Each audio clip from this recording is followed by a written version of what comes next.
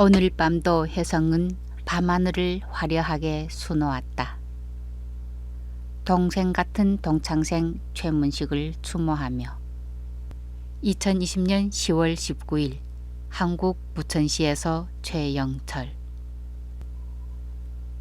최문식은 나의 연변대학 동창생이다. 나와 같은 흑룡강성에서 왔다. 한 침실에서 4년간 뒹굴며 지내어 고운정 미운정이 흠뻑 뺀 동생 같은 동창생이다. 그런데 불행히도 2018년 여름에 나 먼저 저 세상에 갔다. 이 비보도 석 달 후에 들었다.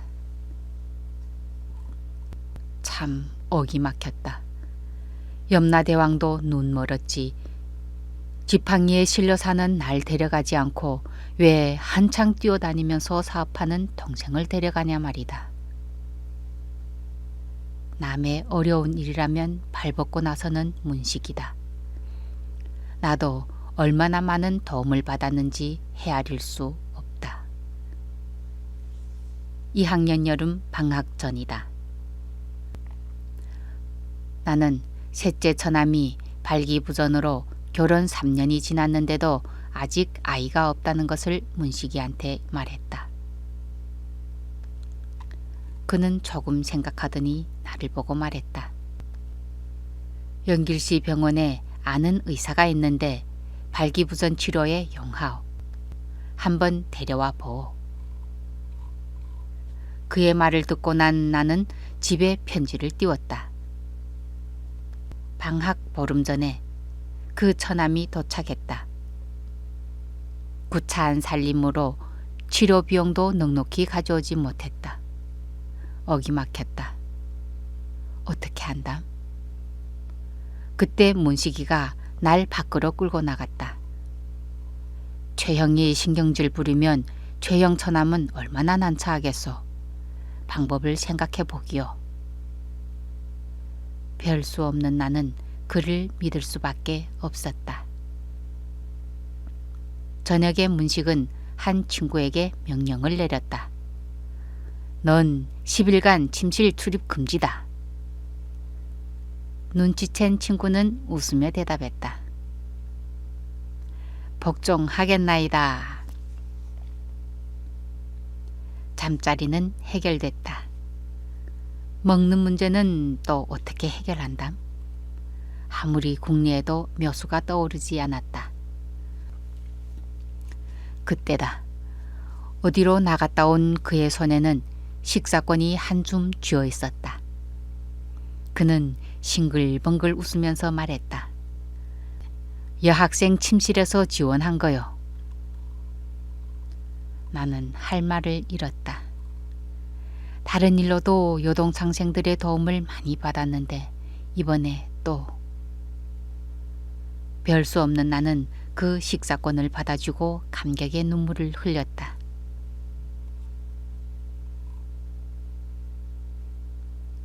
이튿날 오후 우리는 연길시 병원으로 갔다. 진찰 결론은 치료할 수 있다는 것이다. 의사 선생님은 먼저 접약 3첩을 지어주었다. 그리고 3일 후 병세에 따라 처방을 조절한단다.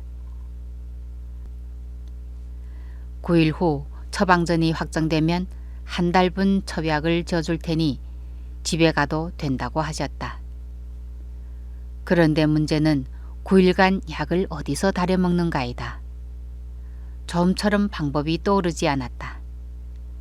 나는 치료를 포기하고 처남을 집으로 돌려보낼 생각을 하면서 침실로 돌아왔다.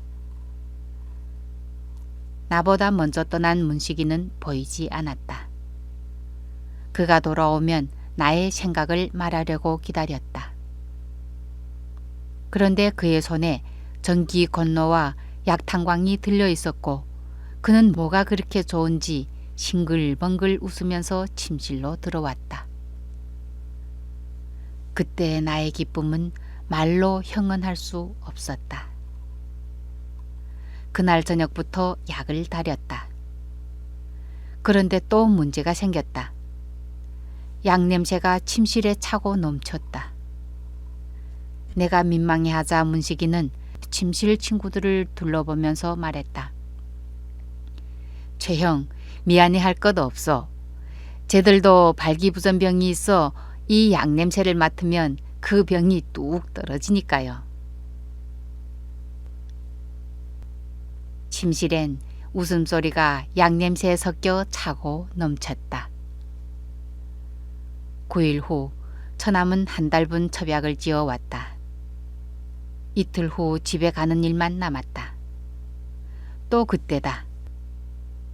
문식이는 침실 친구들을 불렀다. 내일 최영의 처남 환송연회를 여는 게 어때? 나의 얼굴은 벌겋게 달아올랐다.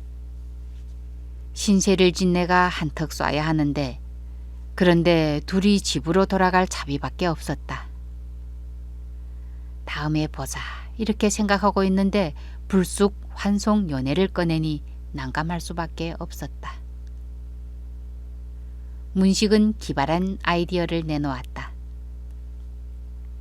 한 사람이 이민폐 1원씩을 내자. 그 돈으로 어디에 가서 뭘 먹나? 술 3병, 두부 3모, 김치 한 포기 사다가 두부 김치찌개를 끓여 먹으면 돈이 남는다. 전기 골로가 있어 불은 문제가 없는데 어디다 넣고 끓이나. 문식은 침대 밑에서 양철 세수대야를 꺼내들었다. 네가 발 씻던 세수대야에 끓인다고? 너네 곰발 좋아하지? 내 발이 곰발보다 더 맛있어. 침실에 또 폭소가 터졌다. 이튿날 점심 문식의 발냄새가 푹 배인 세수대야 안에서 김치 두부찌개가 부글부글 끓어넘쳤다. 우리는 땀을 뻘뻘 흘리면서 두부 김치찌개를 안주하며 술을 마셨다. 나의 셋째 처남은 2년 후 딸을 낳았고 또 둘째도 봤다. 두 딸들이 자라서 큰딸은 오누이를 낳았으며 둘째 딸도 아들애를 낳았다. 처남은 자손이 번창하니 늘 문식의 덕이라고 말하곤 했다. 대학 졸업 후 나는 흑룡강 신문사에 출근했고 문식이는 할빈시에서 좀 떨어진 아성시 조선중학교 교장, 아성시 교육국 국장으로 부임됐다. 그는 할빈에 출장 올 때마다 차에 쌀이며 콩기름이며 야채를 듬뿍 심고 나의 집에 가져왔다. 그때 56원 월급에 30원 새빵살이를 하는 나에게는 설중송탄이었다. 몇 년 후 문식은 연변대학 고전연구소 소장에 부임됐다.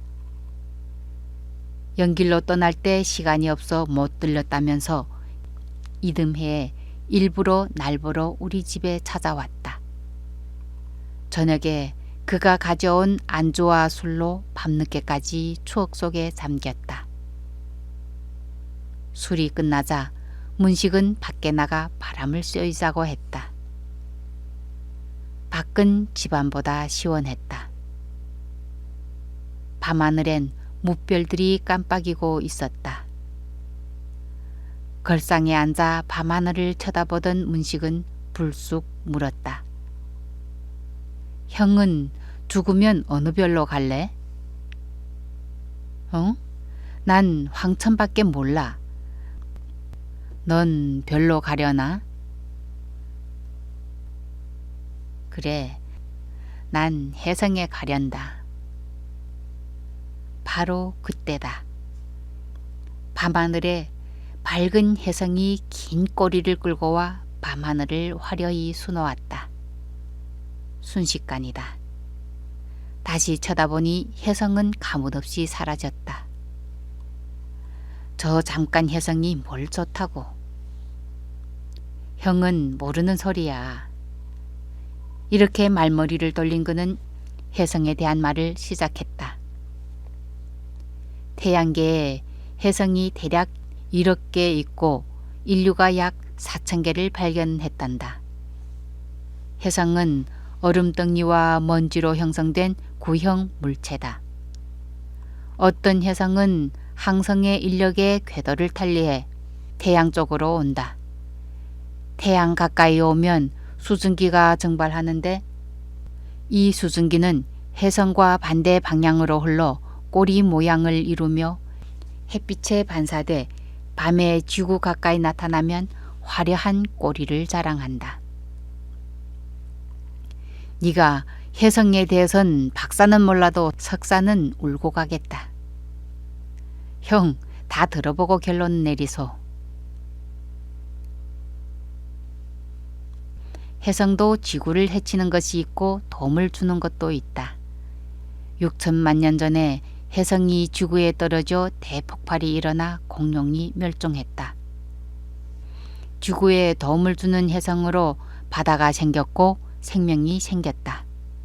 이런 혜성을 선조들은 살별이라고 불렀다. 아, 그래? 처음 듣는 소리다. 다 강의했나? 아니. 혜성은 지구에 주기적으로 찾아오는 혜성이 있다. 3.3년 주기로 돌아오는 혜성은 엘켈 혜성이라 하고 76년 주기로 돌아오는 혜성은 헨리 혜성이라고 한다. 어떤 혜성은 200년 만에 돌아오는 것도 있고 영원히 돌아오지 않는 것도 있다. 자기는 엘켈 혜성애가 지구를 돕겠다고 했다. 참 그럴듯한 이론이다. 나의 마음도 서서히 끌렸다. 그런데 이것이 마지막 대화일 줄이야.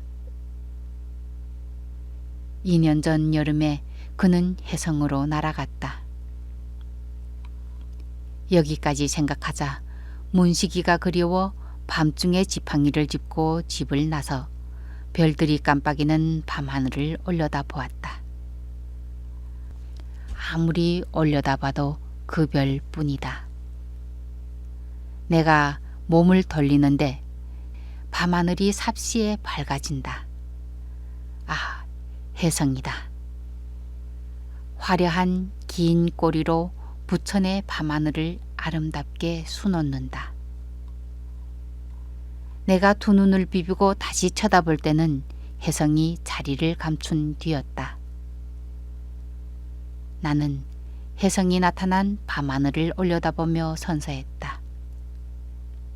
나도 죽으면 엘켈 혜성애가 지구를 돕겠다고, 그리고 인류의 영생을 돕겠다고 말이다. 문식 동창생, 아니 문식 동생, 우리 앞으로 엘켈 혜성에서 만나자. 2020년 10월 19일 한국 부천시에서 최영철.